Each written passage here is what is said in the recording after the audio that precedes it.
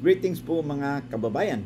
Ito pong muli si Attorney Rogelio Wong ng Batas Pinoy. Ang ating pong channel, isa pong legal aid public service program ng inyong lingkod in collaboration with Integrated Bar of the Philippines, Manila Port Chapter. Paalala lang po, ating po napag-usapan, pinag-usapan o napag-usapan na. Huwag po niyong maituring sa legal opinion bagkos consider discussion for information and academic purposes only.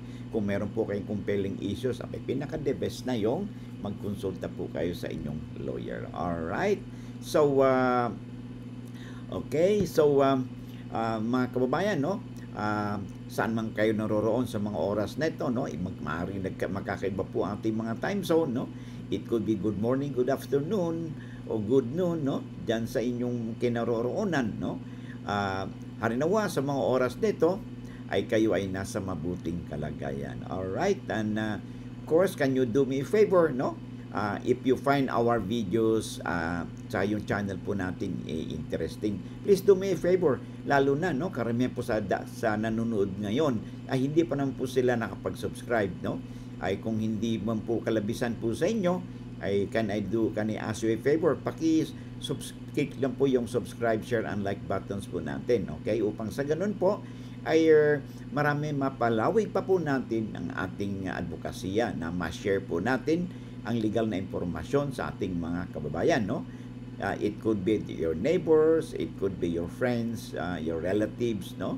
O kakilala ninyo na yung ating napag-usapan, no? Sa ating channel ay maaaring may relevance po sa kanila, no? At sa iba nating mga nanonood dito, okay? So, kasi labi nga natin sinasabi, di ba? Lamang na ang may alam sa batas, okay? So, please, no? Sana you could help me achieve our goals na before the end of this year, no? 2025, ay ma-hit po natin yung 1 million na subscribers na minimiti po natin, no? Malaking bagay po yan, no? As a source of encouragement, no? Sa atin, okay? Upang mapagpatuloy po natin ang ating advokasya. Maraming salamat. Alright? So, ang ating pong tatalakayin ngayon, no? Ay sulat po sa atin, no? Ng ating pong followers natin, no? Tagapagsunod po natin. Ang pangalan po niya, itago natin siya sa pangalan na lang, si Sagir na lang po. Okay? Sagir. Okay? Sabi niya, hi attorney, good evening.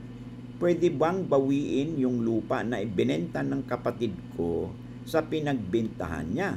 Kasi po wala kaming kaalam-alam dati na binenta niya.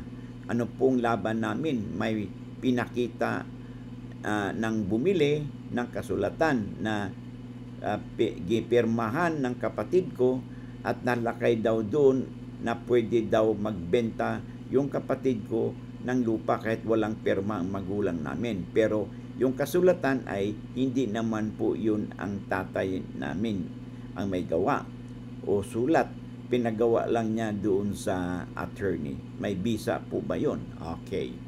Una, malamang ang ginamit ng kapatid mo sa pagbenta, no, ng lupa na wala ng pahintulot ang inyong magulang, no, bilang sila yung may-ari, ay yung special power of attorney.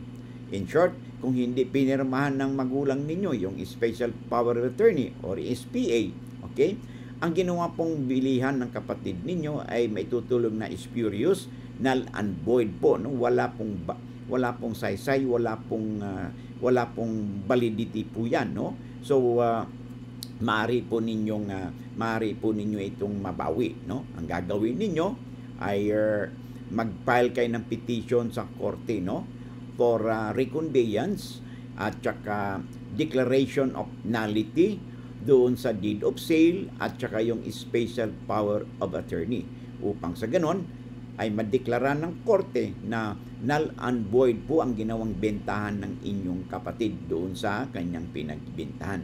Yes, kasi po pag ang dokumento po kasi ay peke, forged, okay? Sabi po ng batas natin ay hindi po naka-transmit dyan yung real rights o karapatan, no? Upang sa ganun maggamit yung instrumentong ito for the perpetuation of fraud or isang krimen. Okay? So yes, pwede po ninyong mabawi, no?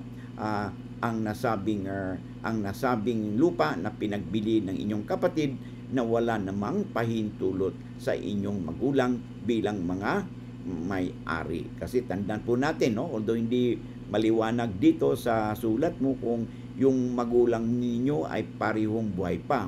Ang nakalagay lang sa sulat mo ay ang tatay mo.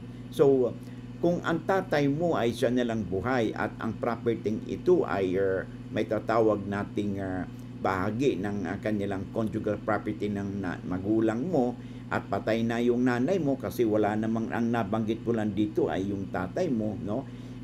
Ibig sabihin nito ay kayong magkakapatid ay may tuturing din co-owners bilang co-heirs, no, sa nasabing property. Kaya sino man sa inyo ay pwede pong habulin ito, no, upang sa ganon ay mabawi po ninyo. Tandaan po natin, ang legal remedies ninyo is to file a case in court for reconveyance, okay, doon sa lupa, and declaration of nullity doon sa special power of attorney at saka sa deed of sale na naisagawa ng inyong kapatid sa pamamagitan ng special power of attorney. Lamang na kayo pag may alam sa batas. Okay? So again, sa mga humabol, pag hindi pa kayo napag-subscribe, paki-click po yung subscribe, share, and like buttons po natin, no? Kung nagugustuhan po ninyo ang ating videos, ang ating programa, no, na mapagbigay po sa inyo ng legal na impormasyon at kaalaman. Okay? So, I hope to see you again, no, in the next live streaming po natin o sa mga video updates po natin. Lamang na kayo pag may alam sa batas. See you in the next video po natin. God bless.